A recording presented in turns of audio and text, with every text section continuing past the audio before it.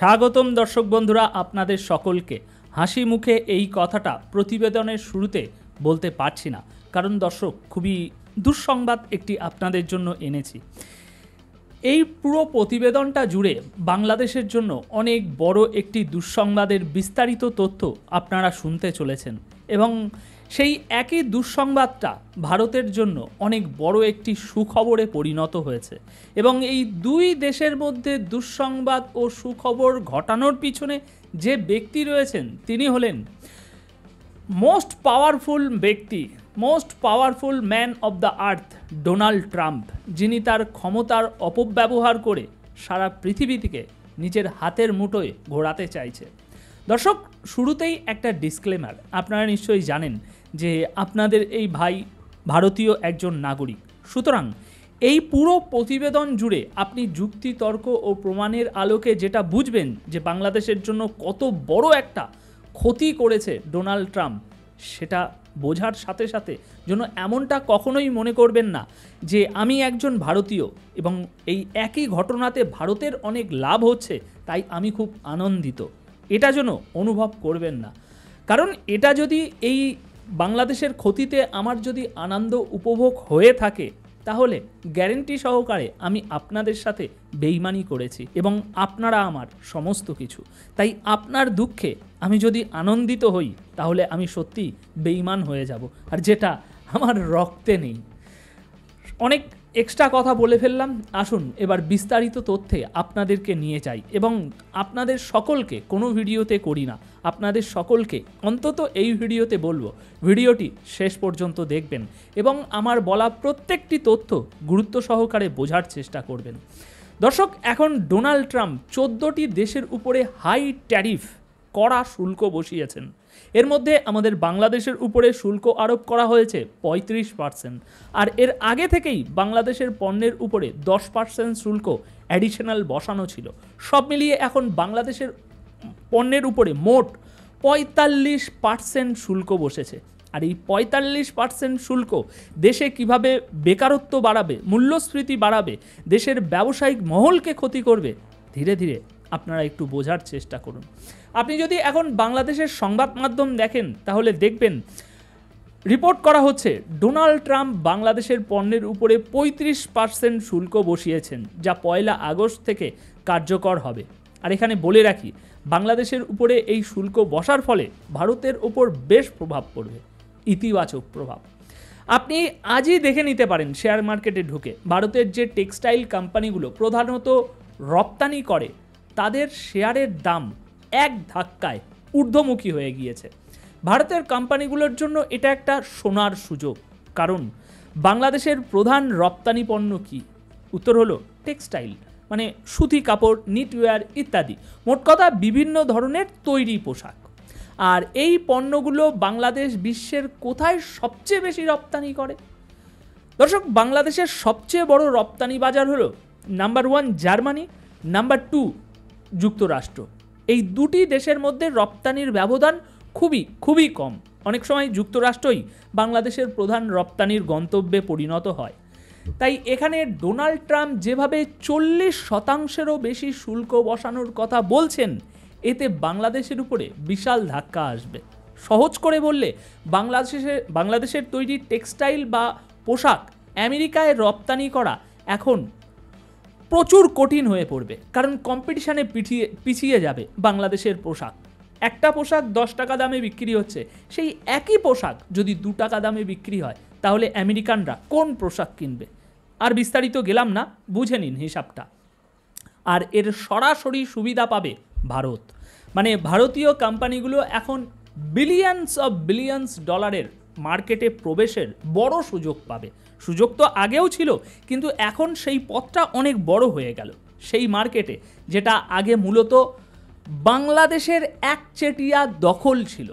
তাই ভারতের জন্য এটা নিঃসন্দেহে দারুণ একটা খবর। এখন ভারতের সামনে একটা সোনালী সুযোগ এসেছে। বর্তমানে যেভাবে 35% নতুন ট্যারিফের সঙ্গে আগের 10% ছিল, এই মোট 45% শুল্ক, এটা বাংলাদেশের অর্থনীতির উপর বড়সড় আঘাত আনবে। লক্ষ লক্ষ মানুষের জন্য বেকারত্ব বেড়ে যাওয়ার আশঙ্কা রয়েছে। কেন? কারণ বাংলাদেশের যুব সমাজ বলুন আর মহিলা সমাজ বলুন, অনেক বড় একটা অংশ বাংলাদেশের টেক্সটাইল শিল্পে কর্মরত শ্রমিক। এখন এই টেক্সটাইল শিল্প বর্তমান দেশে যেভাবে ছড়িয়ে আছে, প্রচুর অর্ডার, তাই প্রচুর কোম্পানি। এখন এই প্রচুর অর্ডার যদি না থাকে তাহলে অল্প কোম্পানি হবে, আর অল্প কোম্পানি যখন হবে তখন শ্রমিকেরও চাহিদা অল্পই হয়ে যাবে। ফলে সেই শ্রমিকগুলো, সেই লক্ষ লক্ষ শ্রমিক যারা আজ খুব ব্যস্ত কাজের মধ্যে, তাদের কি হবে ভেবে দেখুন। দর্শক, মিয়ানমারের উপরে বসানো হয়েছে 40% শুল্ক, এর সঙ্গে আরও 10% যোগ করে নেবেন, মোট শুল্ক দাঁড়াচ্ছে 50%। লাওসের উপরে বসেছে 40% ট্যারিফ, কম্বোডিয়ার উপরে 36%, থাইল্যান্ড, বাংলাদেশ, মোটমাট ভারতের আশেপাশের এই ম্যাপে যেমনটা দেখছেন, ভারতের আশেপাশের অনেক দেশের উপরেই এখন বড় অঙ্কের শুল্ক বসানো হয়েছে।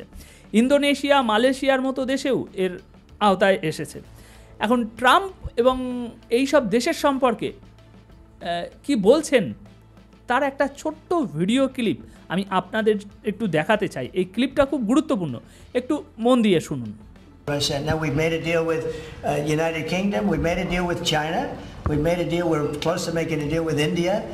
Others we met with, and we don't think we're going to be able to make a deal. So we just send them a letter. If you want to play ball, you have to. This is what you have to pay. So as far as I'm concerned, we're done. We're sending out letters to various countries telling them how much tariffs they have to pay. দর্শক, এখন এখানে আপনাদের একটা ব্যাপার বুঝতে হবে। Trump এখানে যা বলছেন সেটা হলো, এই যে ট্যারিফ বসানোর কথা বলা হচ্ছে, বাংলাদেশ, জাপান সহ যেসব দেশের উপরে এই নতুন ট্যারিফ বসেছে, এই শুল্কগুলো কার্যকর হবে 1 আগস্ট 2025 থেকে। তবে এখন থেকে 1 আগস্ট পর্যন্ত ট্রাম্প বলছেন তিনি এই দেশগুলোকে একটা সুযোগ দিচ্ছেন, যারা কথা বলতে চাও, আলোচনা করতে চাও, করো। মানে সহজভাবে বললে এটা একরকম বার্তা, আমাকে কি দেবে সেটা বলো, তোমাদের হাতে এখনও কিছুটা সময় আছে, আমাকে অফার করো, তোমরা কি দিতে পারো। আর যদি আমি খুশি হই তাহলে হয়তো এতটা শুল্ক বসাবো না যতটা এখন বলছি। এখন জাপানের ক্ষেত্রে তারা অনেক কিছু অফার করতে পারে, কিন্তু বাংলাদেশের ক্ষেত্রে কি অফার করবে বাংলাদেশ? চলো ধরে নিই একবার বাংলাদেশ বলল যে আমরাও 0% ট্যারিফ করব, 0% শুল্ক করে দেব, আমরাও 0 করব, আপনারাও কমিয়ে দিন, ব্যাপারটা এরকম, আমরা আমেরিকান পণ্যের উপরে কোনো ট্যারিফ লাগাবো না, 0% ট্যারিফ। কিন্তু তাতেও যুক্তরাষ্ট্রের তেমন কোনো লাভ হবে না, কারণ বাংলাদেশের বাজারটা খুব একটা বড় নয়, ছোট বাজার। তাই যতক্ষণ না বাংলাদেশ যুক্তরাষ্ট্রকে কোনো কৌশলগত কিছু দেয়, ততক্ষণ যুক্তরাষ্ট্র বাংলাদেশের প্রতি নমনীয় হবে না, আর এতে বাংলাদেশের অর্থনীতির কোনো লাভ হবে না। আর এই বিষয়টা নিয়েই আমি চিন্তিত, যে এই গল্পটা কোন দিকে যাচ্ছে। দর্শক, যে শব্দটা এখানে আমি উচ্চারণ করেছি, বেশি ভিতরে গেলাম না, কৌশলগত কোনো কিছু, এটা আপনারা একটু তলিয়ে দেখবেন। এখন এই নিয়ে যদি বেশি কথা বলতে চাই, এক একজনের কাছে এক এক রকম মিনিংস দাঁড়াবে। তাই মূল যে শব্দটা, আসল যে বিষয়টা, সেটাই আপনাদের সামনে বললাম। হতে পারে এখন দেশের নেতারা দেশের জনগণকে বলে বসবেন, দেখুন আমাদের অর্থনীতির এই অবস্থা, ডুবে যাচ্ছে, যদি যুক্তরাষ্ট্রকে একটা ছোট্ট দ্বীপ বা এরকম কিছু দিতে হয় তাহলে বিষয়টা কেমন হয়। হাইপোথেটিক্যালি বলছি, মানে সম্ভাবনা এগুলো আছে, আমি বলছি না এরকমই কিছু হতে চলেছে, মানে বিষয়টা, গল্পটা এরকমই কিছু দিকে যাওয়ার মতো ইঙ্গিত দিচ্ছে। তাই দেখার বিষয় হলো গল্পটা আসলে সেই দিকে গড়ায় কিনা। এখনকার জন্য অবশ্যই একটা সম্ভাবনা রয়েছে যে ট্রাম্পের এই ট্যারিফের বিরুদ্ধে একটা জোট ব্লক তৈরি হতে পারে, কিন্তু আবার সেই জোট ঠিকঠাকভাবে গঠিত হবে কি না সেটা নিশ্চিত নয়। হ্যাঁ, ধরা যাক সেই জোটের মিটিংও হলো, তবুও শেষ পর্যন্ত পণ্য রপ্তানি করতে হলে একটা বড় বাজার তো দরকার পড়বেই ভাই, তাই না? আর সেই বাজার হলো যুক্তরাষ্ট্র। যদি ওই মার্কেটটাই না থাকে তাহলে দেশগুলোকে ক্ষতির মুখে পড়তেই হবে। তাই বাংলাদেশের সামনে এখন খুবই খুবই কালো মেঘ। এতদিনে অর্থনীতির যা একটু আধটু দাঁড়িয়েছিল সেটা ভেঙে পড়তে পারে কয়েক মাসের মধ্যে। যদি এই ট্যারিফগুলো সত্যি বাংলাদেশে থেকে যায় তাহলে আমি পরিষ্কার করে আজ বলে দিচ্ছি, বাংলাদেশের অর্থনীতি পাকিস্তানের চেয়েও পিছিয়ে পড়বে। আমার এই কথাটা মনে রাখবেন, যে অল্প কিছু উন্নতি বাংলাদেশ করেছিল, পাকিস্তানের থেকে একটু এগিয়ে গিয়েছিল, সেই অগ্রগতি সম্পূর্ণ ভেঙে পড়বে। তো দর্শক, এই ছিল সম্পূর্ণ বিস্তারিত রিপোর্ট, সম্পূর্ণ তথ্য যা আমি আপনাদের সামনে উপস্থাপন করলাম নিরপেক্ষভাবে। এখন এই বিষয়ে আরও অনেক আপডেট পরবর্তীতে আসতে চলেছে। তো এই বিষয়ের নতুন কোনো আপডেট আসলে তা আমি সাথে সাথে আপনাদের সঙ্গে আলোচনা করতে চলে আসব। এখন এই বিষয়ে আপনাদের মতামত কি? ডোনাল্ড ট্রাম্প এই যে কাজটা করলো বাংলাদেশের উপরে, সেটা কেন করলো? কি চাইছে ডোনাল্ড ট্রাম্প এবং ভারতকে কেন এই সুযোগ দিল? এ বিষয়ে আপনাদের মনে কি ধারণা আসছে কমেন্ট বক্সে অবশ্যই আপনাদের মতামত জানিয়ে যাবেন। ধন্যবাদ আপনাদের সকলকে। পারলে ভিডিওটি অবশ্যই আরও কিছু মানুষের সাথে শেয়ার করে দেবেন।